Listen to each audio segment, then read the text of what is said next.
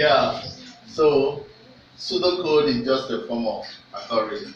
Like now, if you're told to write the algorithm for going to school, you say, I will wake up in the morning, then I will kneel down and pray, then I will brush my teeth. You see, you're writing it in sentence form. That's the algorithm written in form of English.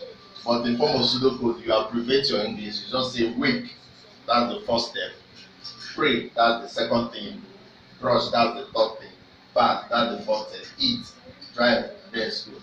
So that is the pseudocode for going to school algorithm. Now we'll talk about data structures. Data structures is a collection of data that can be manipulated using algorithms.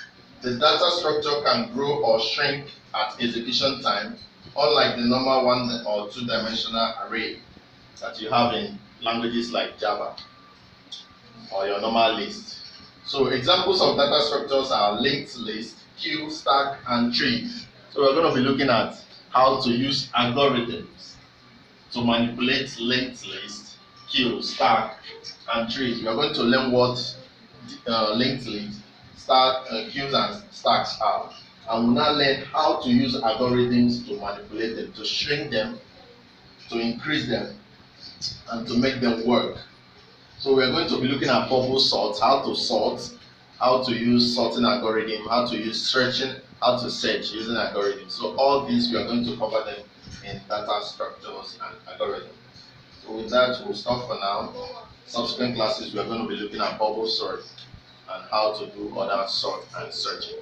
We're also going to go into details of what linked list is, what queues, what stack, and what trees are. So very, very importantly, algorithm is simply the steps that you take in achieving a task. Written in order, it has to be in order. If you want to build a program that's an ATM program, you have to, the first thing is that you must slot in your card.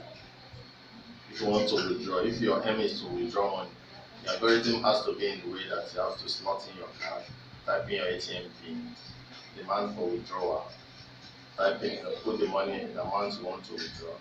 You get your cash and your debited. So it has to be in steps. So all those steps are what you use in solving real life problems in engineering and in computer science.